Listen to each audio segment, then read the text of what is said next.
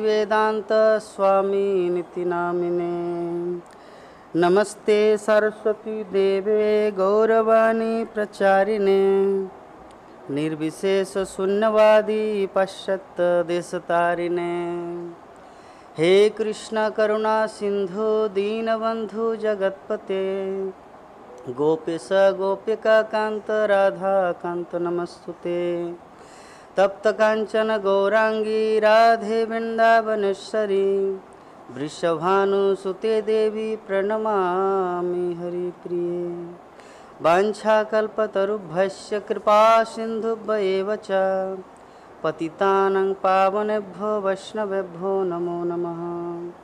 जय श्री कृष्ण चैतन्य प्रभु नित्यानंद श्री अद्वैत गदाधर श्रीवासादि गौर भक्तबिंद। हरे कृष्णा कृष्णा कृष्णा हरे हरे हरे राम राम राम हरे हरे। ओम नमो भगवते वासुदेवाय।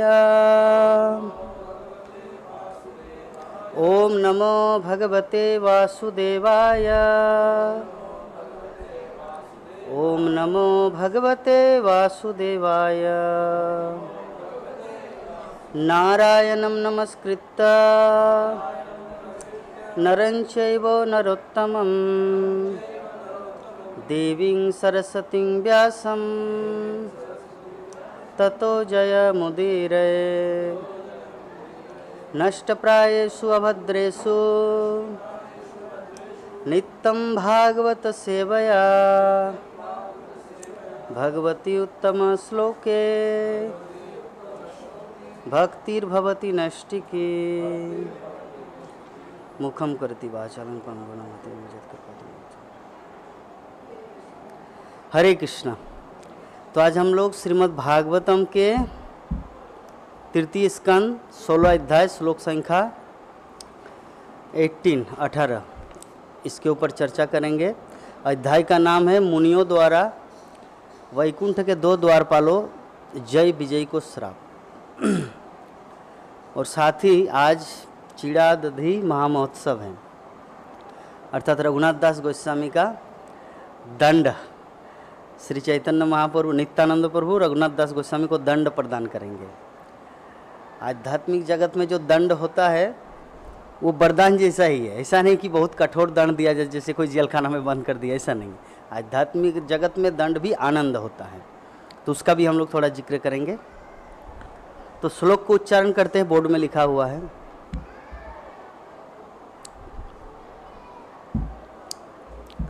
तत्त सनातनो धर्मो रक्षते तनुभिस्तव धर्मस्य परमो गुह्यो निर्विकारो भवान्मत। तत्त सनातनो धर्मो रक्षते तनुभिस्तव धर्मस्य परमो गुह्यो निर्विकारो भवान्मत। तत्त सनातनो धर्मो रक्षते तनुभिस्तव धर्मस्य परमो गुह्यो निर्विकारो भवान्मत। बोलिए। तत्त सनातन धर्म रक्षते।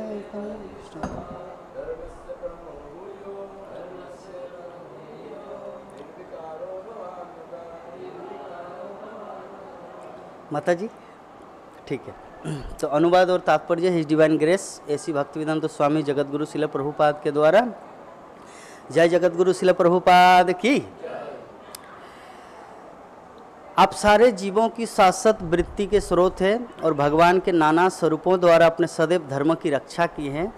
आप धार्मिक नियमों के परम लक्ष्य हैं और हमारे मत से आप अक्षय तथा शाश्वत रूप से अपरिवर्तनीय हैं। तो ये जो अनुवाद है इसके पहले थोड़ा सा हम ओवरव्यू लेते हैं कि ये प्रसंग कैसे आया है। ये प्रसंग का नाम जो है हम लोग जानते हैं कि मुनियों द्वारा, कौन मुनि? सनक, सनातन, सनात कुमार और सनातन, 4 मुनि वैकुंठ लोक भ्रमण करने गए थे। और वैकुंठ लोक जब भ्रमण करने गए तो जय और विजय रास्ते में रोक दिया कि आप लोग यहाँ पे एंट्री नहीं मार सकते, यहाँ पे आप लोग नहीं जा सकता, क्योंकि अंतर्महल है, भगवान लक्ष्मी नारायण यहाँ पे हैं, तो आप लोग नहीं जा सकते अंदर। तो बोले चारों कुमार बोले नहीं, हम लोग मुक्त पुरुष है। वो खुद से नहीं बोला कि हम लोग वैकुंठ के हो, आध्यात्मिक जगत हो, भौतिक जगत हो, परव्यम हो, जहाँ भी हम लोग विचरण कर सकते हैं, भगवान से मिल सकते हैं। तो तुम लोग कौन होते हो जो थर्ड पर्सन जो हमें भगवान से रोकने के लिए? तो ऐसे नहीं, एक्चुअली अहंकार काम करता है। जब कोई अहंकारी, मतलब वैकुंठ में तो द्वारपाल हूँ, मेरा भी एक पोजीशन है, मेरे परमिशन के बगैर या मुझे बिना परमिशन लेके वो कैसे एंट्री मार सकता है? तो सबका का अहंकार काम करते। तो अहंकार को मिटाने के लिए चतुष कुमार ने उनको श्राप दिया। ठीक है, तो ये जो प्रसंग कैसे आया था हम लोग पिछले अध्याय में जानते हैं कि किस प्रकार देवी देवतागण 33 करोड़ देवी देवता पूरी तरह से एकदम दिग्भ्रमित हो गए कि पूरा काला बादल छा गया है। क्योंकि जय और विजय जब दीति के गर्भ में आए तो ये सब अपशकुन दिखने लगा, पूरा बादल छा गए, काला बादल छा गया। तो देवतागण डर गए, अरे अभी तो प्रलय का समय आया नहीं, तो प्रलय का समय जब आया नहीं तो ऐसा क्यों दिख रहा है संसार? तो ब्रह्मा जी ने उस समय उन लोगों को बताया कि ये कोई आश्चर्य की बात नहीं है। वैकुंठ से जय और विजय जो भगवान के जो द्वारपाल है, वो द्वारपाल इस पृथ्वी लोक में कश्यप के पुत्र रूप में, मतलब दीति के गर्भ में दोनों संतान रूप में आ रहे हैं। इसीलिए उनके कारण ये पूरा वातावरण, ये एटमॉस्फेयर चेंज हुआ है। तो अभी सभी देवतागण उत्सुक हुए कि क्या हुआ है, वो लोग क्या ऐसे विचित्र प्राणी है क्या कि ऐसे उनके कारण ऐसे बादल काला हो चुका है, पूरा मेघ गर्जन कर रहे हैं। तो थोड़ा सा उत्सुकता बस देवताओं ने ब्रह्मा जी से पूछा। तो ब्रह्मा ने एक एक करके सब कुछ घटना बताए, जो आध्यात्मिक जगत वैकुंठ में जो कुछ घटनाएं घट चुका था वो घटना देवताओं को बता रही, यह है प्रसंग।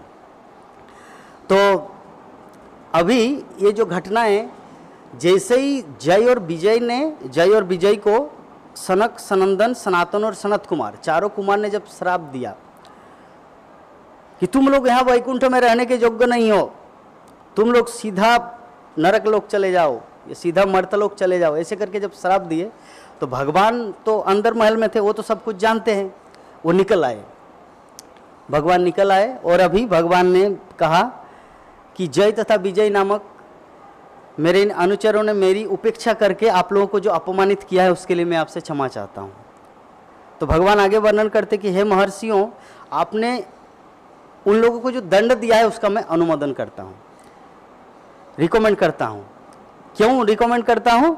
क्योंकि मेरे लिए सर्वोच्च सर्वाधिक प्रिय ब्राह्मण है, ब्राह्मण ही मेरे लिए सबसे सर्वाधिक, मेरे भक्त ही सबसे प्रिय है, और उस भक्त को कोई अगर अपमान करे तो ये मैं भी सहन नहीं कर सकता।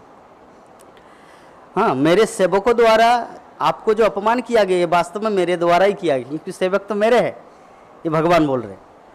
तो भगवान की विनम्रता देखिए, हम लोग को इससे सीखना चाहिए कि कैसे हमें भी अपने जीवन में विनम्रता लाना है।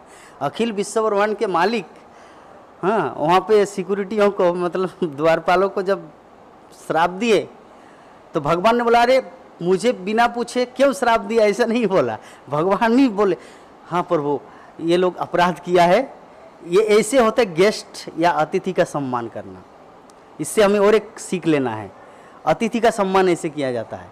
उस समय तो भगवान बोल सकते हाँ आपको परमिशन लेके अपॉइंटमेंट लेके आना चाहिए था ऐसे बोल सकता था भगवान, लेकिन नहीं, यही तो भगवान की दिव्य गुणावली, विनम्र क्वालिटी। जैसे इस संबंध में एक घटना याद आया कि एक बार सभी ऋषि मुनियों का एक वोटिंग हुआ कि जो सबसे महान भगवान कौन है। ऐसे में तो इन जनरली सभी जानते कि ब्रह्मा विष्णु महेश्वर, इस भौतिक जगत की बात कर रहे हैं, आध्यात्मिक जगत की नहीं। तो सभी ऋषि मुनि चिंतित है कि अच्छा चेक किया जाए, टेस्ट किया जाए कि कौन सच में भगवान है। तो अभी सर्वप्रथम भृगु मुनि को भेजा शिव के पास। तो शिव जी के पास जाके बोले अरे शिव तुम तो एकदम कंगाल की तरह एकदम शमशान घाट में रहते हो, पूरा राख लगा के, तुम्हारा कोई औकात ही नहीं है, समाज में रहने के योग्य व्यक्ति है ही नहीं। तो त्रिशूल लेके ऐसे भागा, बोले कि बेटा तुमको आज नहीं छोड़ेंगे। तो वो उनको समझ में आ जाए ये भगवान नहीं हो सकता। फिर ब्रह्मा के पास चले गए, कैलाश से ब्रह्मलोक चले गए। तो ब्रह्मलोक के पास जाके बोले कि यार तुम किस तरह का व्यक्ति हो, तुम्हारे पास इतना ज्ञान है लेकिन अपनी लड़की के पीछे भागते हो, सरस्वती के पीछे, तुम्हारा ये काम वासना, ये you are a not a qualified person, आप अच्छे नहीं है। तो ब्रह्मा भी क्रोधित हुए, उनके भी पीछे पीछे लेते। तो भृगु ऋषि अभी भाग भाग के वैकुंठ चला गया। वैकुंठ जाने के बाद अभी भगवान नारायण क्या कर रहे थे, आराम से सोए हुए लक्ष्मी देवी चरण दबा रहे, पेट दबा रहे। अभी भृगु ऋषि, तो आपका कुछ लज्जा शर्म है कि नहीं, संसार के लोग इतना तड़प रहे भूख प्यास से, कितना गरीब दरिद्रता, और आप यहाँ पे इंटरटेनमेंट कर रहे हैं। जाके एकदम बख्शे स्थल में लात मार दिया। किसको? भगवान नारायण को। तो अभी भगवान का लीला देखिए। ओहो भृगु ऋषि, आपका चरण कितना मुलायम है, कितना सॉफ्ट है, और मेरा बख्शे स्थल कितना पत्थर जैसा है, आपको लगा तो नहीं? आइए मैं थोड़ा मलहम लगा देता हूँ। तो ये है भगवान। शिव जी को थोड़ा सिर्फ शब्द में बोला था और भगवान को यहाँ पे लात मारा। आप सोचिए, कल्पना कीजिए भगवान क्या होता है। शिव जी को सिर्फ बोला कि तुम राख है, तुम समाज में रहने उठने बैठने के काबिल व्यक्ति नहीं हो, उसी में शिव जी क्रोधित होकर त्रिशूल लेके भागा। ब्रह्मा जी के बोले कि तुम्हारा काम वासना तृप्त नहीं होता क्या, इतना ज्ञान होने के बाद भी अपनी बेटी सरस्वती के पीछे भागते हो, ऐसे भृगु ऋषि बोला। वो भी क्रोधित हो गया, अरे सबके सामने मुझे लज्जित कर रहे हो, बेटा तुमको दिखाते, ऐसे करके वो भी उनके पीछे भागा। लेकिन भगवान, वो तो सिर्फ वाणी से अपराध किया, ओनली वर्ड्स। यहाँ तो वाणी से तो बोला ही भगवान को कि संसार के लोग इतना तड़प रहे, दुख कष्ट उठा रहे, कोरोना वायरस विभिन्न प्रकार के कितना कुछ हो रहा है, हाँ, और आप यहाँ पे इंटरटेनमेंट कर रहे, चरण दबा रहे लक्ष्मी के द्वारा। जाके एक लात मार दिया बख्शे स्थल में। तो भगवान को रिएक्शन में क्या करना चाहिए? सुदर्शन। लेकिन भगवान ने ऐसा कुछ नहीं किया। सुदर्शन पुकारा नहीं, हे प्रभु मेरा पत्थर जैसा चट्टान जैसा हृदय आपको लगा तो नहीं, कोमल फूल जैसा आपका चरण है, प्लीज। तो अभी वो अरे क्या कर रही है भगवान, तो रिटर्न आ गया मुनियों की सभा में, और मुनियों को बोले कि हमने ये जान लिया कि इस जगत का, अखिल विश्व ब्रह्मांड का मालिक अगर कोई हो सकता है, ऑलरेडी है भगवान, तो मैंने परीक्षण करके भी देखा एकमात्र भगवान विष्णु ही हैं, बाकी सब सिर्फ नाम का है। तो इस माध्यम से यहाँ पे जो जय विजय को श्राप दिया चतुष्कुमार ने, और भगवान आके माफ़ी मांगने लगा। अरे माफ़ी तो उन लोगों को मांगना चाहिए था ना, चतुष्कुमार को। प्रभु ये तो नित्य पार्षद है आपके, वैकुंठ में रहते हैं, हम लोग तो जस्ट अभी 2 दिन के लिए भ्रमण करने आए हैं, ठीक है, नित्य पार्षद, और बिना जाने अनजाने आपके अपने महान पार्षदों को मैंने श्राप दिया, ऐसे उन लोगों को बोलना चाहिए। लेकिन इंस्टेड ऑफ दैट ये नहीं बोलने कि भगवान खुद उनसे क्षमा मांग रहे हैं। तो ये होता है विनम्रता। भगवान से सीखना चाहिए विनम्रता कैसे होता है। हमारा क्या पद पोजीशन है, क्या मिल जाता है ना, पूरा एकदम जैसे हवा में उड़ते हैं। लेकिन जरा देखिए अखिल विश्व ब्रह्मांड के मालिक का स्वभाव कैसा है। हाँ तो उन्होंने एक चीज़ बोला भगवान ने कि जो भी हो, आप इन लोगों को श्राप दिए हैं, लेकिन श्राप इस प्रकार न दे ताकि आजीवन वो मर्तलोक में ही रहे। बात को समझ गए? आप इन लोगों को मेरे पास पुनः लौटने का प्रबंध करा दीजिए। तो अभी चतुष्कुमार एकदम सोच में पड़ गया, अरे भगवान सब कुछ, अनादिरादि गोविंद सर्व कारण कारणम, सब कुछ का कारण, वो चाहे जो भी चाहे वो कर सकते हैं, लेकिन वो मेरा परमिशन, हम सब का परमिशन क्यों ले रहे? हम क्या तुच्छ जीव? चतुष्कुमार ये मन ही मन सोचने लगे। लेकिन भगवान क्या बोल रहे कि ठीक है, आपने इनको श्राप दिए हैं, मैंने रिकमेंड किया क्योंकि गलती किया, उसको सजा मिलेगा, तो लेकिन ऐसी सजा मत दीजिए कि ताकि वो आजीवन कारावास, ऐसा ना हो। आजीवन कारावास 5 साल, जैसे कोई कुछ गलती करता तो 5 साल 3 साल 7 साल जेल काटता, फिर वो मुक्त, मतलब रिटर्न आ जाता है जेल खाने से।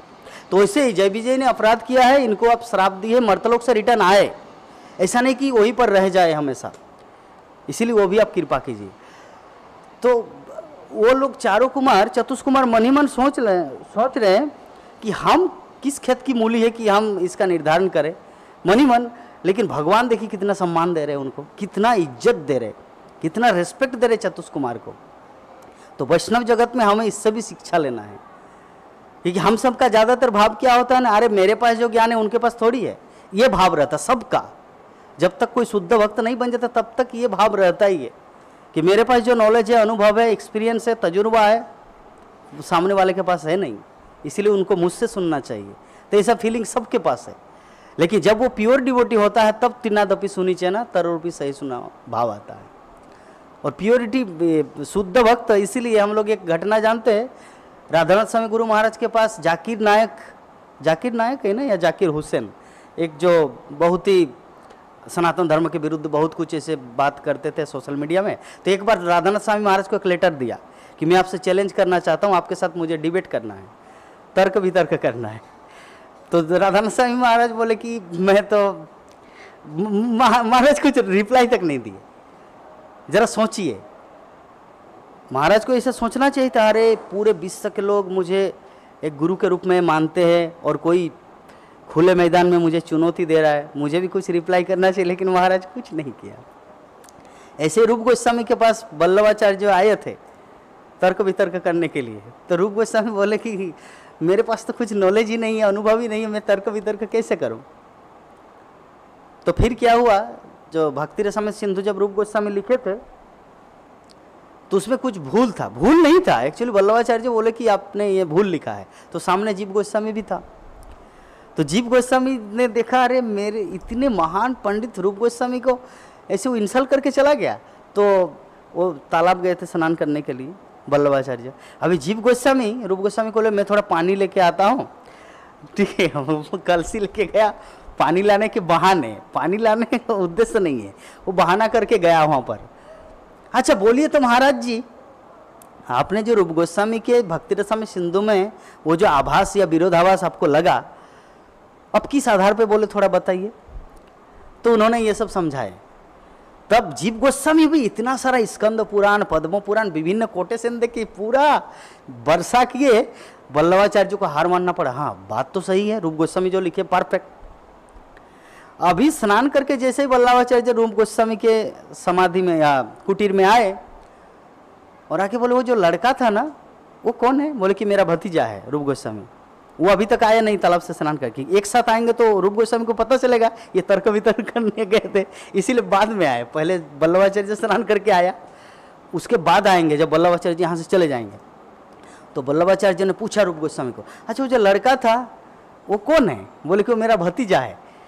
तो वल्लभाचार्य ने कहा बहुत intelligent, they are very intelligent, मतलब एक इंडिकेशन शब्द दिया, बहुत बुद्धिमान है लड़का। तब रूप गोस्वामी को सब कुछ समझ में आ गया, समझदारी के लिए इशारा ही काफ़ी है। वो समझ में आ गई क्या करने गए थे, तर्क वितर्क हुआ है, क्योंकि बुद्धिमान है ये शब्द कब बोलेगा व्यक्ति, जब उनसे कन्वर्सेशन करेंगे, बात करेंगे, तब तो पता चलेगा ना सामने वाले के पास कितना अनुभव है या इंटेलिजेंस है, उसका पता कब चलता है, जब उनके साथ कम्युनिकेशन होगा। तो अब तक तो वो नहीं बोला था वल्लभाचार्य, लेकिन जैसे ही तालाब पानी लाने के लिए गए थे और उसके बाद ये स्टेटमेंट दिया कि वो लड़का बहुत ही बुद्धिमान है, तो उनको सब कुछ समझ में आ गई क्या कुछ घटनाएं घटी हैं। तो अभी जीव गोस्वामी जैसे ही आए तो जीव गोस्वामी वल्लभाचार्य चले गए अपना जो कार्य संपन्न करके। अभी रूप गोस्वामी के पास जीव गोस्वामी आए तो जीव गोस्वामी को बोला कि जीव, ब्रजभूमि में वास करने के लिए विद्वता नहीं चाहिए, ब्रजभूमि में वास करने के लिए विनम्रता चाहिए। विद्वता और विनम्रता दोनों अलग चीज़ है। विद्या विनय संपन्न, विद्या ददाति विनयम, मतलब विद्या जो होता है ना वो विनय देता है, अहंकार नहीं कि मैं कितना जानता हूँ। तो ब्रजभूमि में वास करने के लिए विद्वता नहीं चाहिए, ब्रजभूमि में वास करने के लिए विनम्रता चाहिए, और वो आपके पास है नहीं, तो आप वृंदावन में नहीं रह सकते। तो अभी वृंदावन धाम छोड़ के तो दूर चला गया जीव गोस्वामी, और अपना प्रायश्चित वो सुधार करने के लिए मिट्टी खा रहे थे, मिट्टी खा के जीवन जीता था जो जीव गोस्वामी। तो एक बार की बात है, सनातन गोस्वामी उधर से आए, कहीं पर वो भ्रमण में थे, और सनातन गोस्वामी जैसे ब्रजभूमि में आए तो गांव के लोगों ने बोला कि हमारे सामने एक गोस्वामी जी रहते हैं, वो मिट्टी खा के जीवन जीते हैं। तो सनातन गोस्वामी बोले देखते हैं वो महापुरुष कौन है। तो जाके देखा जीव, तो जीव गोस्वामी को लेकर रूप गोस्वामी के पास आए, बोल के रूप, जीवे दया वैष्णव सेवा नाम संकीर्तन, तुम तो जीव के प्रति दया ही नहीं कर रहे। तब रूप गोस्वामी को चेत हुआ मैंने भूल किया। तो इस घटना के माध्यम से भी हमारा एक सीख मिलता है क्या, कि हर कोई कुछ ना कुछ गलती करेगा, इसीलिए किसी को यह नहीं समझना कि आई एम ए परफेक्ट। जीव गोस्वामी के दृष्टिकोण से वल्लभाचार्य गलत किया था, इसके लिए उनको जवाब दिया तालाब में जाके। रूप गोस्वामी की नजर में जीव गोस्वामी गलत किया था कि ब्रजभूमि में विद्वता नहीं विनम्रता चाहिए, इसलिए गलत किया था, तुमको सजा मिलनी चाहिए, तुम go out from Vrindavan, Vrindavan से बाहर चले जाओ। और रूप गोस्वामी ने गलत किया था, वो देखा सनातन गोस्वामी ने, और सनातन गोस्वामी ने पॉइंट आउट किया कि जीवे दया वैष्णव सेवा नाम संकीर्तन, तुम तो दो चीज किया लेकिन जीवे दया तो नहीं किया। वो सनातन गोस्वामी ने रूप गोस्वामी को झाड़ा, उनको डांटा। तो उस प्रकार हम लोग भक्ति जीवन में है ना, इसीलिए मेरे गुरु महाराज बोलते थे, श्रीमद् भक्ति चारू स्वामी गुरु महाराज, कि ये जो हम लोग इस्कॉन में है, इस्कॉन में everyone is student and everyone is teacher. ISKCON में हर कोई टीचर भी है और हर कोई स्टूडेंट भी है। ऐसा नहीं है, किसी को ये नहीं समझना चाहिए कि मैं तो इस्कॉन में गुरु हूँ या मैं इस्कॉन में शिक्षक हूँ, मेरे पास ज्ञान लेने का कोई जरूरत नहीं है। बात को समझ गए? इस्कॉन में हर कोई स्टूडेंट भी है और हर कोई टीचर भी है, इसलिए शिक्षा भी लेना है और शिक्षा देना भी है।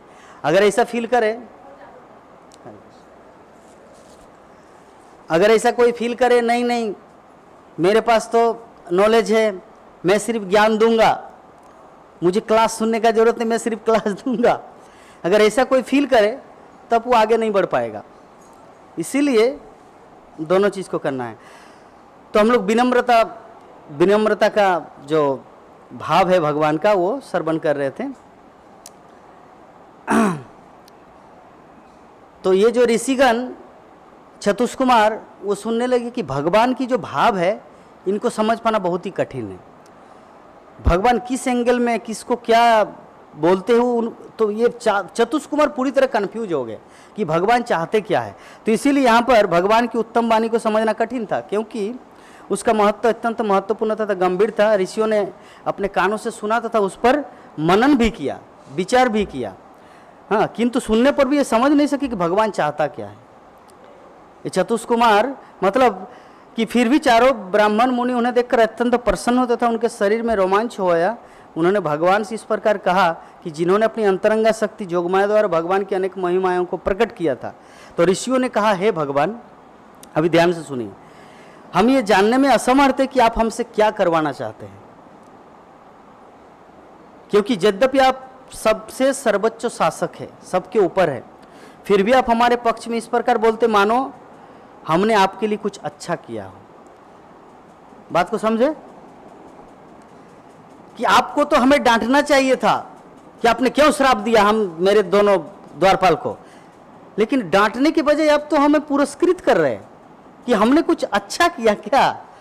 तो इंटरनली तो अच्छा ही किया ना, क्योंकि भगवान का तो खुद का प्लान था। उनके शरीर में खुजली हो रहा था भगवान का कि थोड़ा बहुत दिन से कुश्ती नहीं लड़े, खुजली तो तो कुश्ती हुआ है। अभी कुश्ती किसके साथ लड़े? भगवान के साथ कौन लड़ सकता?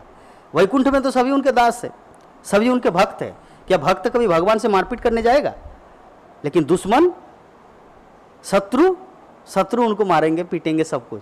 तो इसीलिए भगवान का ही इंटरनल प्लान था, अंतरंग योजना था।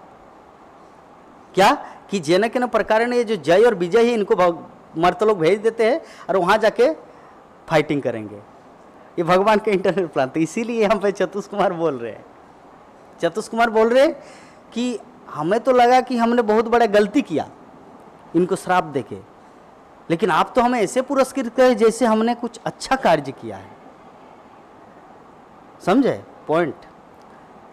तो जो भी है, आप ब्राह्मण संस्कृति के सर्वोच्च निर्देशक है। ब्राह्मणों को सर्वोच्च स्थान पर मानना, दूसरों को शिक्षा देने के लिए आपका आदर्श है। भगवान का एक मंत्र है, जानते सभी, नमो ब्रह्मण्य देवाय गो ब्रह्मण्य हिताय च कृष्णाय जगदिताय गोविंदाय नमो नमः। तो गो ब्राह्मण्य हिताय च, भगवान का सबसे प्रिय कौन है? गो और ब्राह्मण। अभी ब्राह्मण मतलब जाति ब्राह्मण नहीं कि बनर्जी, चटर्जी, मुखर्जी। ब्राह्मण हिताय च मतलब जो कृष्ण तत्व ब्रह्म जानाती थी, ब्राह्मण जो कृष्ण तत्व विज्ञान को जानते, जन्म कर्म चमे दिव्यम एवं जो व्यक्ति तत्व, जो कृष्ण तत्व को जानते हैं उसको प्रिय है भगवान।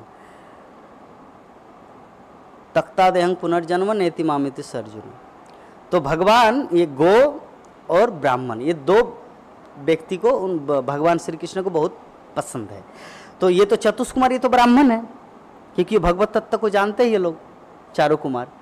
तो इसीलिए उन्होंने, चारों कुमार ने कहा कि प्रभु आप तो ब्राह्मण के बहुत ही शुभ चिंतक हैं और ब्राह्मण आपको बहुत प्रिय है, तो आप समस्त जीवों के शाश्वत व्यवसाय के स्रोत हैं और आपने अपने अनेक स्वरूपों द्वारा सदैव धर्म की रक्षा की है। आप धार्मिक सिद्धांतों के सर्वोच्च लक्ष्य है। हमारी राय में आप शाश्वत तथा अपरिवर्तनीय हैं। अपरिवर्तित, जो आज का हमारा श्लोक है ये। तो धर्म की रक्षा करने के लिए भगवान विभिन्न रूपों में, हर जोनि में भगवान आते हैं। किसी किसी पुराण में उल्लेख है कि ऐसा नहीं कि भगवान सिर्फ मनुष्य रूप में आते, 84 लाख जीव जोनि है ना, सभी रूपों में भगवान आए हैं। लेकिन व्यासदेव ने हमारे लिए, हमारा माथा खराब हो जाएगा इसलिए उतना नहीं लिखा है। वो कुछ मत्स्य, कूर्म, कच्छप, मछली, आपका सुअर, सिंह, ये कुछ कुछ अवतारों का उल्लेख हमारे शास्त्रों में पाया जाता है। तो श्रील व्यासदेव ने सोचा कि अगर सब कुछ 84 लाख जीव जोनियों का भगवान के बारे में अगर इन लोगों को बताऊं तो लोग तो कंफ्यूज रह जाएंगे। इसीलिए उन्होंने जस्ट जो द्विभुज मुरलीधर श्याम सुंदर, भगवान रामचंद्र, वामन अवतार, हाँ नारायण, बस इनका ही ज़्यादा जिक्र किया, क्योंकि हम लोग मनुष्य समाज में हैं। तो मनुष्य समाज में हमें भगवान के प्रति कैसे आकृष्ट होना है, तो इसीलिए भगवान का रूप ही द्विभुज मुरलीधर श्याम सुंदर रूप है। भगवान अपना रूप हमें दिया है, ऐसा नहीं कि भगवान ने हमारा रूप धारण करके आया। समझ गए क्या बोला मैं? प्रभु जी आपका चप्पल मेरा जैसा है या आपका चप्पल मेरा जैसा है या मेरा चप्पल आपका जैसा है? एक ही बात का दो शब्द है। समझ गए? मतलब भगवान का रूप लेके हम लोग आए या हमारा रूप लेके भगवान आए? कौन सा है बता? भगवान का रूप। बाइबल में कहा गया है, बाइबल में कि गॉड ह्यूमन बीइंग क्रिएट, कि मनुष्य भगवान का जो दो हाथ दो पैर वाला जो रूप है, भगवान का जो रूप है, उसी रूप में मनुष्य आए। तो हो सकता है डायरेक्टली बाइबल में ये मेंशन नहीं कि वो ईश्वर परम कृष्ण सच्चिदानंद विग्रह, लेकिन इनडायरेक्टली, क्योंकि जीसस क्राइस्ट वो भी तो भगवान का पुत्र है ना। क्योंकि श्रील प्रभुपाद कई जगहों में तात्पर्य में लिखे हैं कि जीसस क्राइस्ट भगवान के पुत्र है। उनको और भी बहुत कुछ देना था। जैसे कोई व्यक्ति अगर मुंबई जाना चाहते हैं तो मुंबई जाने के लिए सर्वप्रथम कलकत्ता तो आई है, तो कलकत्ता जाएंगे ऑटो से या फिर वहाँ से जाएंगे फ्लाइट से। तो फ्लाइट लाएंगे सनातन धर्म, और ये जो बाकी जो धर्म है, मुस्लिम हो, क्रिश्चियन हो, जैन हो, बुद्ध हो, ये जो है ना, ये लाएंगे ऑटो कि हमें बंदरगाह तक पहुँचना है। चाहे हवाई जहाज़ से जाए, जल जहाज़ से जाए या हावड़ा स्टेशन से जाए।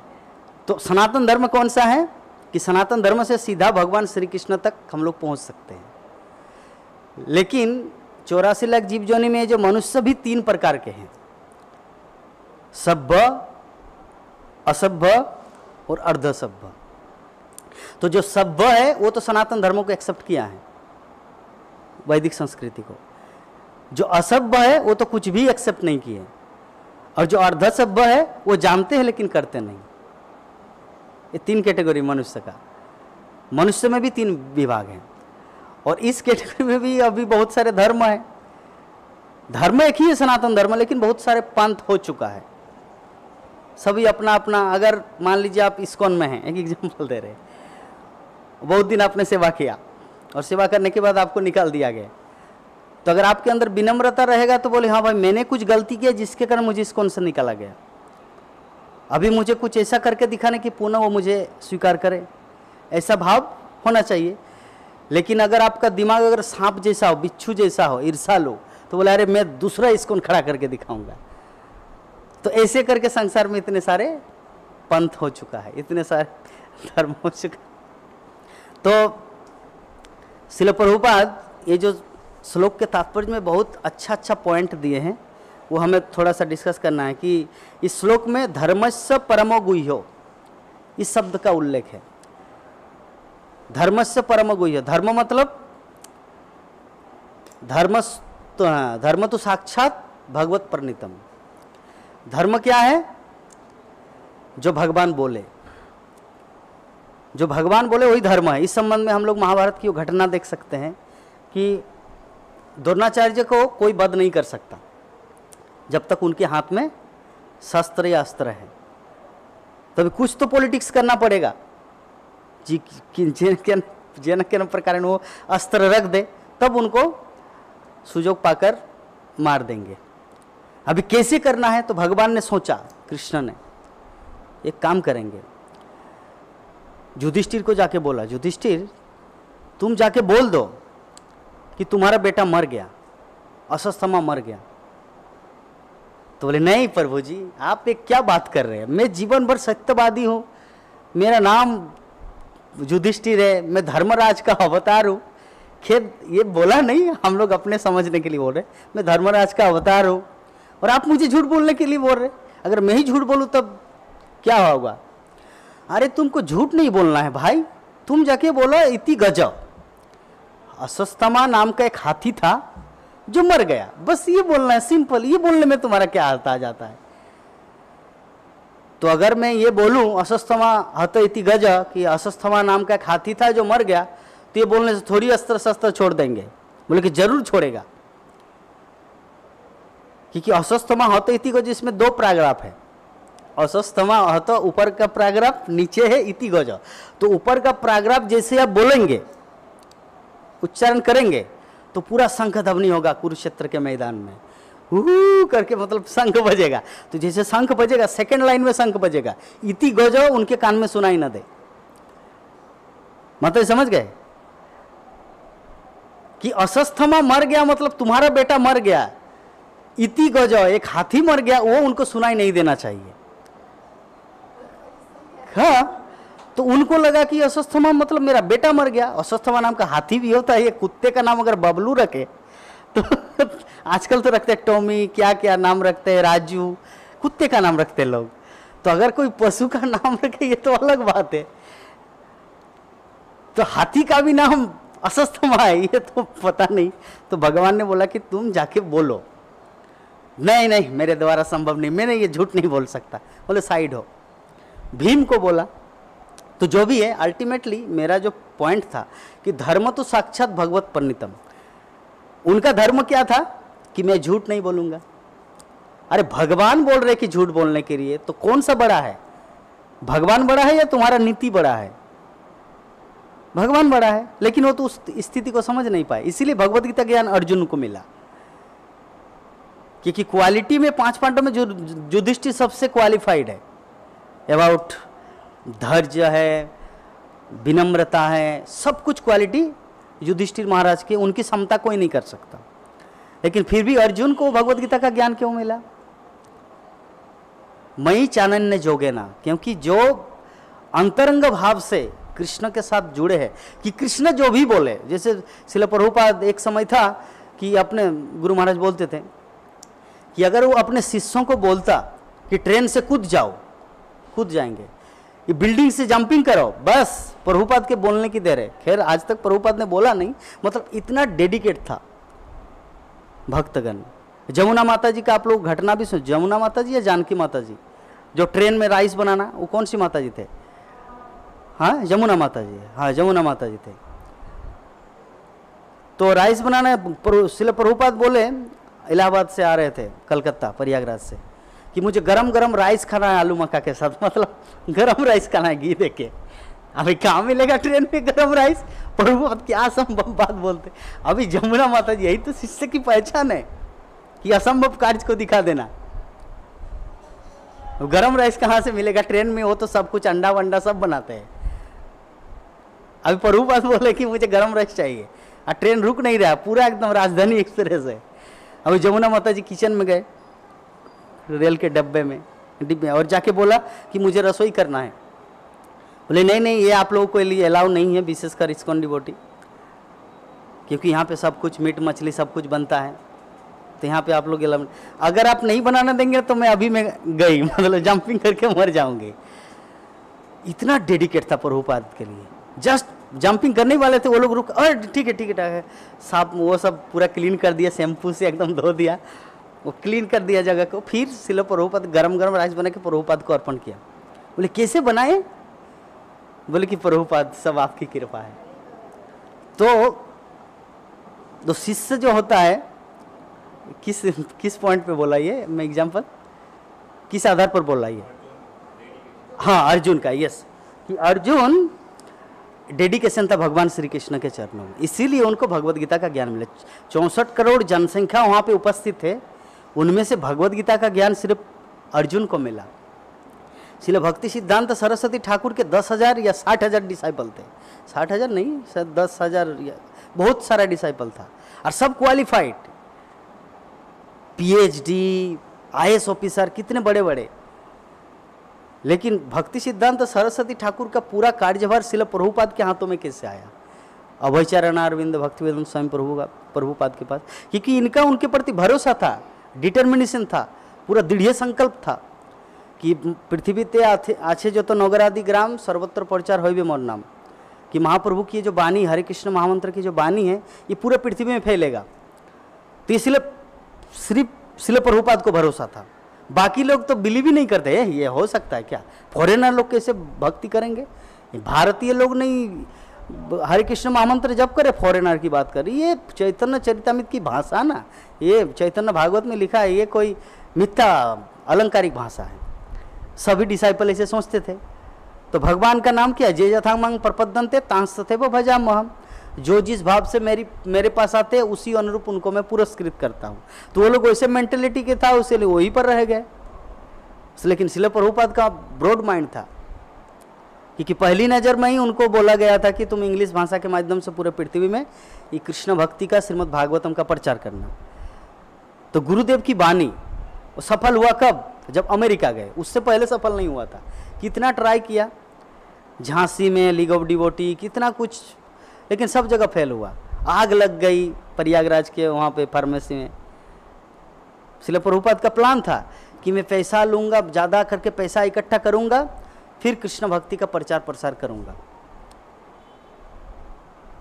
लेकिन देखिए भगवान क्या करते हैं ना, एक दिल्ली का एक डिवोटी था, 2015 में जब मैं बुक डिस्ट्रीब्यूशन करता था, तो उनको मैंने एक चीज़ पूछा था, तो उन्होंने मुझे जवाब दिया था कि प्रभु जी, जैसे हम लोग किसी देवी देवता से कुछ मांगते हैं ना, देवी देवता ऐसे ले लो, ऐसे देते हैं। लेकिन जब हम लोग भगवान से कुछ मांगते हैं तो भगवान ऐसे करके देते हैं, ऐसे करके मतलब घुमा घुमा के देते हैं। लेकिन कब देंगे उनके हाथ में, लेकिन देंगे ही जरूर।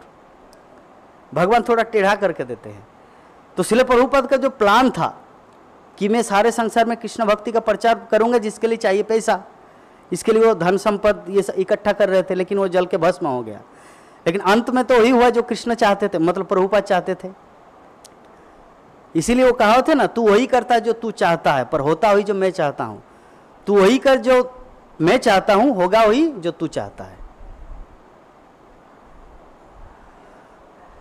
तू वही करता है, मतलब तुम्हारे मन में जो आता है तुम वही करते हो, लेकिन होता वही जो मैं चाहता हूं, मास्टर प्लान। तू वही कर जो मैं चाहता हूं। मैं भगवत गीता में जो आपको बोला हूं बस उसे करो। तू वही कर जो मैं चाहता हूं, होगा वही जो तू चाहता है। और आप देखेंगे लास्ट में तुम जो चाहते थे वही चीज हुआ। तो वही हुआ ना, हुआ कि नहीं? आप हाँ या ना में जवाब दो, माथा को हिलाओ। तब तो मुझे समझ में आया कि आप समझ रहे हैं। जैसे हम दूसरा एग्जांपल दे सकते हैं, रूप गोस्वामी, सनातन गोस्वामी। सनातन गोस्वामी क्या था? प्राइम मिनिस्टर पहले नवाब हुसैन शाह के, और रूप गोस्वामी वित्त मंत्री अर्थात अर्थ मंत्री, फाइनेंस मिनिस्टर। तो वो लोग सब कुछ छोड़ के महाप्रभु की सेवा में आ गए। तो महाप्रभु की सेवा में देखिए भगवान अपने भक्तों का बैंक अकाउंट कैसे अपने पास संजो के रखते हैं, इसका उदाहरण आप लोगों को दे रहे हैं। कि जब नवाब हुसैन शाह के अंडर में जब सेवा कर रहे थे, कार्य कर रहे थे रूप सनातन, तो बहुत सारा धन इकट्ठा किया। वो अगर वो चाहते तो पूरा धन लेकर जाते वृंदावन में और एक मंदिर खड़ा करता और प्रचार प्रसार करते। लेकिन उस समय वो प्राइम ड्यूटी नहीं समझा, वो पूरा दान कर दिया, पूरा धन संपद ऐसे ही दान कर दिया। लेकिन देखिए भगवान भले ही भक्त दान कर दे, लेकिन उनका पैसा भगवान खुद अपने अकाउंट में रखते हैं ताकि समय आने पर उनको प्रदान करते। अभी क्या हुआ, रूप सनातन गोस्वामी वृंदावन आए, रूप गोस्वामी ने इच्छा किया कि एक राधा गोविंद का मंदिर हो। वो क्या रूप गोस्वामी के अकाउंट में आया? भगवान ने भेजा। सनातन गोस्वामी ने चाहा था एक राधा मदन मोहन टेम्पल हो गया ना। जीव गोस्वामी ने चाहा था एक राधा दामोदर जी का मंदिर हो, जिसका जो आराध्य देव था राधा दामोदर, राधा मदन मोहन, राधा श्याम सुंदर, राधा रमन, गोपाल भट्ट गोस्वामी का। तो जो जो जैसा चाहे थे भगवान ने इच्छा पूरा किया। तो अगर हमारे जैसे कोई अगर नैरो माइंडेड पर्सन होता, क्षुद्र व्यक्ति, अरे पैसा को कैसे डोनेशन करूँ, रखो अपने अकाउंट में, आईसीआईसी में रखूँ, पंजाब नेशनल में रखूँ, इंडियन ओवरसीज में रखूँ ताकि भविष्य में काम आए। नहीं, जब जरूरत पड़ेगा तो भगवान खुद देगा। अभी जो है वो सेवा भगवान की सेवा में लगा दो। तो अल्टीमेटली भगवान भक्तों की इच्छा को पूरी करते हैं। तो भगवान यदा ही धर्मस्य ग्लानिर्भवति भारत अभ्युत्थानम अधर्मस्य तदात्मानम सृजाम्यहम्। यहाँ पे चतुष्कुमार बोल रहे कि प्रभु आप धर्म की स्थापना करने के लिए विभिन्न रूपों में जुगों जुगों में आते हैं। ये तो हम लोग देखते ही है, आते हैं भगवान, हर युगों में आते हैं, हर समय आते हैं। श्रील प्रभुपाद इवन श्रीमद् भागवतम के तात्पर्य में, 10वें स्कंद के तात्पर्य में लिखे हैं कि भगवान श्री कृष्ण, लॉर्ड कृष्ण इस संसार में आए हैं in the form of ISKCON. ISKCON के रूप में अभी वर्तमान समय में प्रकट हुए हैं। आप लोग इसको मैं दे दूंगा रेफरेंस कौन से श्लोक में है, श्रील प्रभुपाद लिखे हैं। जैसे हर युगों में जब धर्म का ह्रास होता है, धर्म की कमी होती है और अधर्म का उत्थान होता है, अधर्म बढ़ जाता है, तब भगवान किसी न किसी रूप में आते हैं। तो भी वर्तमान समय भी श्रील प्रभुपाद लिखते हैं उस समय कि वर्तमान समय भी संसार इतना दुर्गुणों से, इतने पाप से बढ़ गया है, इसीलिए Lord Krishna coming in this world in the form of ISKCON. मतलब भगवान श्री कृष्ण इस्कॉन के रूप में इस संसार में अभी वर्तमान में विराजमान है। इसलिए प्रभुपाद का अपना कलम है। तो हमें इस्कॉन सोसाइटी को साधारण कोई संस्था मुंबई एक्ट के तहत या महाराष्ट्र एक्ट के तहत ये रजिस्टर ऐसा नहीं समझना है। ये गोलोक वृंदावन का है इस्कॉन। यद्यपि नाम दिया गया है ISKCON, international society for Krishna consciousness, लेकिन ये जो श्रील प्रभुपाद ने कृष्ण भावनामृत नाम दिया, कहाँ से लिया? रूप गोस्वामी के जो उज्जवल नीलमणि ग्रंथ हैं, उज्जवल नीलमणि ग्रंथ, उस ग्रंथ में कृष्ण भावना भाविता भवित ऐसे करके एक शब्द है, उसको लेकर ये इस्कॉन को स्टैब्लिश किए हैं। तो चलिए हम लोग थोड़ा सा 10 मिनट टाइम है तो रघुनाथ दास गोस्वामी के बारे में थोड़ा चर्चा करेंगे। हाँ, चिड़ादधी उत्सव। तो चिड़ादधी जो उत्सव है इसको दंड उत्सव माना जाता है। दंड मतलब जानते हैं क्या है? पनिशमेंट। पनिशमेंट जैसे जीव गोस्वामी को दिया था, किसने? रूप गोस्वामी ने, कि तुमने यहाँ पे विद्वता दिखाया इसीलिए तुम वृंदावन से बाहर चले जाओ। तो वैसे ही नित्यानंद प्रभु ने रघुनाथ दास गोस्वामी को चोर बोला था।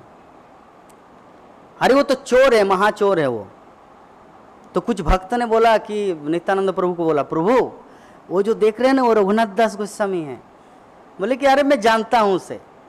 जैसे मान लीजिए आप एक बहुत ही अच्छे व्यक्ति है, क्या एग्जाम्पल दो, जैसे मान लीजिए राधेश्याम प्रभु बहुत सारे आए वॉइस के डिवोटी को लेके आए हैं। तो अभी राधेश्याम प्रभु को कोई व्यक्ति मिला रहे किसी महान वरिष्ठ वैष्णव से, प्रभु जानते राधेश्याम प्रभु है। तो अगर कोई बोला अरे उन्हें जानता है राधानाथ स्वामी महाराज का डिसाइपल है, खैर मैं पॉजिटिव बोला, तो यहाँ पे थोड़ा सा घटना थोड़ा नेगेटिव हुआ कि नित्यानंद प्रभु अरे वो तो चोर है, उनको मैं जानता हूँ, रघुनाथ दास गोस्वामी वो चोर है। अभी चोर है, क्या चोर है? ये डायरेक्ट महाप्रभु से मिलने जाते हैं। समझ में आया कुछ क्या बोलना चाह रहा हूं? महाप्रभु से मिलने के लिए माध्यम से होके जाना पड़ेगा।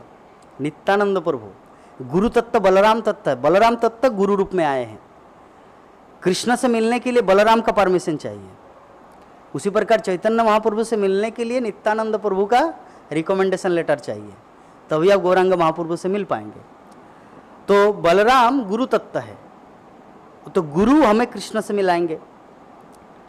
ठीक है, तो नित्यानंद प्रभु की शरण में अगर कोई जीवात्मा आते हैं तभी वो गौरांग महाप्रभु के सान्निध्य में जा सकते हैं। तो रघुनाथ दास गोस्वामी तो कभी नित्यानंद प्रभु से मिले ही नहीं, इसीलिए आज तक असफल हुआ कि बार बार भागते थे। एक्चुअली उनका घटना ऐसा था, जब हरिदास ठाकुर रघुनाथ दास गोस्वामी के घर में जब छोटा था, रघुनाथ दास गोस्वामी जब छोटा बालक था, उस समय गोपाल चक्रवर्ती बोल के एक व्यक्ति उनके पुरोहित था उनके घर में। जैसे होता ना परिवार के पुरोहित, परिवार के कुल गुरु जिसे बोलते हैं, तो कुल गुरु आता था। तो गोपाल चक्रवर्ती और हरिदास ठाकुर दोनों आते थे। तो हरिदास ठाकुर महान वैष्णव, हरिनाम का प्रचार प्रसार करने के लिए आते थे, और जो गोपाल चक्रवर्ती है वो है कर्मकांडीय सेक्शन में। तो कर्मकांडीय सेक्शन में क्या होता है, वेदों में जो कहा गया वही सटीक है, हरे कृष्ण महामंत्र से कुछ नहीं होता है, ये उनका ये फिलोसॉफी था। तो एक दिन क्या हुआ, तो हरिदास ठाकुर ने बोला कि जो हरे कृष्ण महामंत्र शुद्ध नाम जप करने से तो कृष्ण मिलेंगे ही, ध्यान से सुनो, शुद्ध नाम जप करने से तो कृष्ण मिलेंगे ही, नामाभास से ही हमारे अंदर जितने सारे पाप है वो मिट जाते हैं। इसलिए हरिदास ठाकुर ने एग्जाम्पल दिया, जैसे सूर्य की पहली किरण भी नहीं, जो लालिमा, मतलब सूर्य अभी आएंगे, सुबह के जो सूर्य आएंगे, जस्ट लालिमा छा गए बादल, अभी सूर्य आएंगे, उसी में जितने सारे चोर उचक के भाग जाते हैं। जो डरावने वस्तु है, जैसे चोर हुआ, सांप हुआ, बाघ हुआ, ऐसे जो भी है डरावने वस्तु, वो भाग जाते हैं सूर्य के उदय होने के पूर्व। तो नामाभास जो है ना, नामाभास से ही व्यक्ति के समस्त पाप पूरी तरह से मिट जाते हैं। शुद्ध नाम जप करने से तो कृष्ण मिलेगा ही मिलेगा। तो जैसे ये शब्द हरिदास ठाकुर ने बोला, तो गोपाल चक्रवर्ती उन्होंने बोला ये हो ही नहीं सकता, क्या नॉनसेंस बात है, ये शास्त्र में कहाँ पे लिखा है, अगर ये नहीं हुआ तो मैं आपका नाक काट डालूंगा। शूर्पणखा को जैसे लक्ष्मण ने काटे थे, तो हरिदास ठाकुर के चरणों में कितना बड़ा अपराध किया कि अगर ये नहीं हुआ, कौन बोला, गोपाल चक्रवर्ती, किसको बोला, हरिदास ठाकुर को, एक महान वैष्णव के चरणों में अपराध किया कि अगर ये नहीं हुआ आपकी बात, मतलब एक महान वैष्णव के सामने शास्त्र का प्रमाण दे रहे, शास्त्र में तो कहीं लिखा हुआ नहीं है, कौन से सामवेद में या अथर्ववेद में दिखाओ। अरे महान वैष्णव है, ब्रह्मा है, साक्षात नामाचार्य के रूप में संसार में आए, महाप्रभु ने उसको रिकमेंड किया। इसीलिए हम लोग ये छोटे छोटे चीज में वैष्णव अपराध कर बैठते हैं। कोई व्यक्ति प्रभुपाद का गण पढ़ के, इतना प्रभुपाद का गण पढ़ के इस्कॉन में आया, 2 दिन हुआ, और जब कोई प्रवचन देता आप क्लास में, अरे नहीं मैं कितना प्रभुपाद का बुक पढ़ा हूँ जानते, अरे तुम इनको जानते जो व्यास आश्रम में बैठ के क्लास दे रहे, 40 साल इस्कॉन में गुजारा, मैं एग्जाम्पल दे रहा हूं। तो वैष्णव अपराध ना हो, तो वैष्णव अपराध किया कौन, गोपाल चक्रवर्ती ने। अभी कुछ दिन के बाद गोपाल चक्रवर्ती का पूरा शरीर गलने लगा, जो उनको होने वाला था वो खुद के जीवन में हुआ। होलिका जानते हैं, श्रृंगी का, तो होलिका को बोले मैं जब अग्निदेव का वरदान है मैं नहीं जलूंगी, प्रहलाद तुम मेरे गोद में आ जाओ। हिरण्यकशिपु को बोल गया डोंट वरी, मैं इसको जला के राख कर दूंगा, मुझे ब्रह्मा जी का वरदान है, अग्निदेव का वरदान है। तो प्रहलाद महाराज को लेके गोद में लेके बैठ गया, पूरा धधकनी अग्नि जल रहे हैं। तो प्रहलाद महाराज का काम क्या है, एकमात्र ओम नमो भगवते वासुदेवाय, हरे कृष्ण कृष्ण कृष्ण, बस हरिनाम महामंत्र का जप करना उनका ही काम है। तो बुआ आप ये क्या कर रहे हो, अग्नि के अंदर ये क्या खेल है मतलब ये बोले खेल नहीं बेटा, बस तो बोल के खेल नहीं। तो जो चीज वैष्णव का गुण ऐसा होना, जब कुछ समझ ना आया ना तो हरिनाम जपना चाहिए। तो प्रहलाद महाराज देखे क्या कर रही है अग्नि के अंदर भीतर में, लकड़ी जला के चलो हरे कृष्ण प्रहलाद महाराज जप करने लगे। इनको वरदान मिला था अग्निदेव का, वो जल के भस्म हो गई होलिका, लेकिन प्रहलाद महाराज जैसे का तैसे एज इट इज था। तो अगर कोई दुरुपयोग करेंगे अपनी शक्ति का तो वो खुद ही नष्ट हो जाएंगे। तो गोपाल चक्रवर्ती ठाकुर किसको अभिशाप दिया था, किनको बोले थे, ये तुम्हारा नाक काट डालूंगा, हरिदास ठाकुर को, और खुद का ही शरीर गलने लगा। तो इसीलिए अपराध से हमें बचना है। तो अभी रघुनाथ दास गोस्वामी छोटा बालक था उस समय, घड़ी का टाइम चले, लेकिन चिड़ा दही पष्टी थोड़ा 15 मिनट ले लेते हैं, ठीक है चलेगा, 15 मिनट थोड़ा ले लेते हैं थोड़ा। तो अभी रघुनाथ दास गोस्वामी बचपन से ही महाप्रभु की ये सब लीला, महाप्रभु की महिमा, हरे कृष्ण महामंत्र की शक्ति, ये सब सुन सुन के बड़ा हुआ है, तो ऑटोमेटिकली आकृष्ट होगा ना महाप्रभु के चरणों में। तो जब महाप्रभु सन्यास लेके जगन्नाथपुरी गया तो रघुनाथ दास गोस्वामी बहुत आकृष्ट हुए और घर छोड़ के चले गए पुरी। अभी उनका जो पिता हिरण्य मजूमदार, गोवर्धन मजूमदार, मतलब दो भाई उनका एक दोनों भाई में से एक का बेटा है, एक का तो नहीं है। तो अभी पूरा जो इतना साम्राज्य है, उस समय के दौर में 12 लाख ऐसा कोई इनकम था उनका। 500 वर्ष पूर्व की घटना बता रहे, 12 लाख एनुअल इनकम था। मतलब कितना सुन, अभी अरब होगा। और एक ही बेटा है, एक ही वारिस है, इतने संपत्ति के मालिक रघुनाथ दास गोस्वामी। लेकिन ये सब कुछ बांध नहीं पाए, वो चला गया महाप्रभु के चरणों में। लेकिन देखिए महाप्रभु कब स्वीकार करते हैं जीवात्मा को, ये घटना से मैं बोलना चाह रहा हूँ। महाप्रभु के पास गए, महाप्रभु बोले कि तुम अभी चले जाओ घर। अभी हिरण्य मजूमदार, गोवर्धन मजूम उनके पीछे लगा दिए सिक्योरिटी, फिर उनको लेके आ गए, फिर भागे। ऐसे करके बार बार जाते, बार बार आते, बार बार जाते, बार एक बार तो 1 महीना 1.5 महीना बहुत फिक्स हो गए। अभी उनका पिताजी बोले कि ठीक है, तुम्हारी जब इच्छा है महाप्रभु के चरणों में रहने का जगन्नाथपुरी में, तो मैं आपको पैसा भेजूंगा, तुम वैष्णव भोजन कराना। तो पैसा भेजते थे गोवर्धन मजूमदार, और बहुत सारा वैष्णव भोजन कराते थे। हजार लोग जगन्नाथपुरी में प्रसाद पाते थे।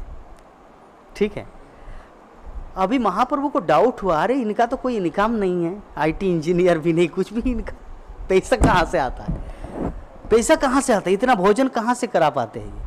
तो महाप्रभु को एक दिन क्यूरियोसिटी हुआ, तो किसी को पूछा, तो बोले प्रभु इनको तो इनका पिताजी भेजते हैं। बोले कि क्या? बोले कि यस, इनका पिताजी पैसा भेजते हैं। तब रघुनाथ दास गोस्वामी बोलो कि तुम वो सब लेना छोड़ दो, नहीं तो तुम मेरा संग छोड़ दो।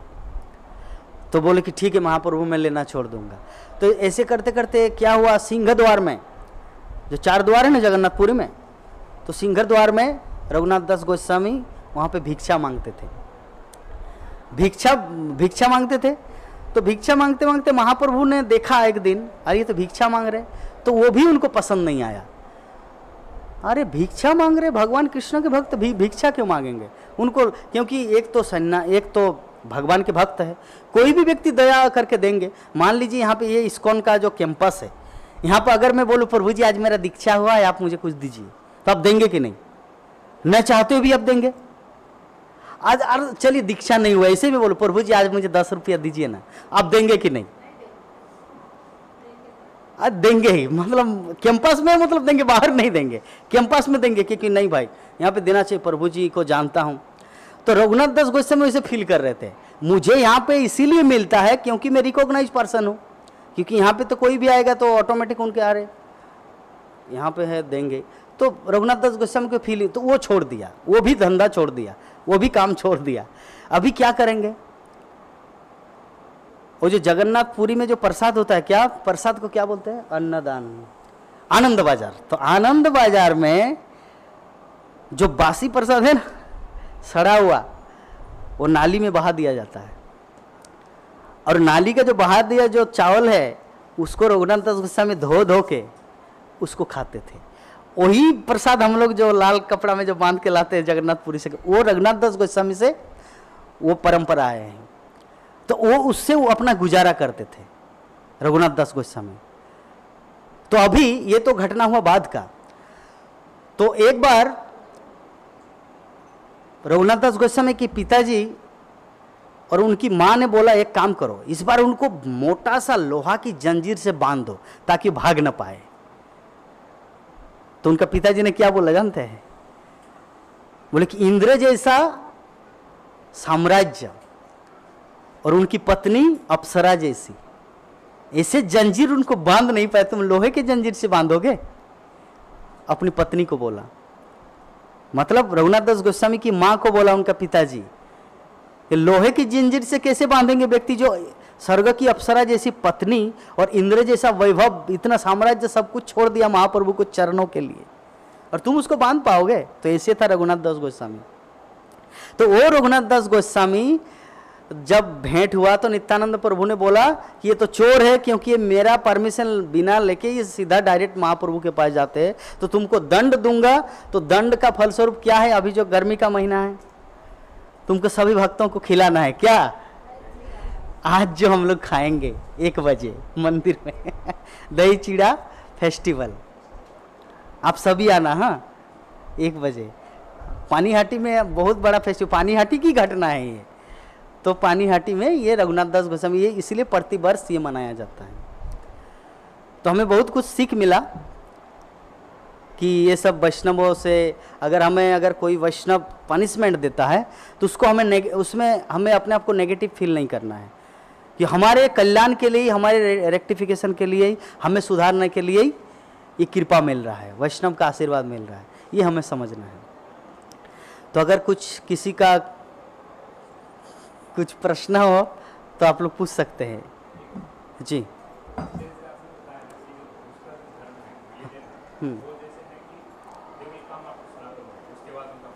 हाँ,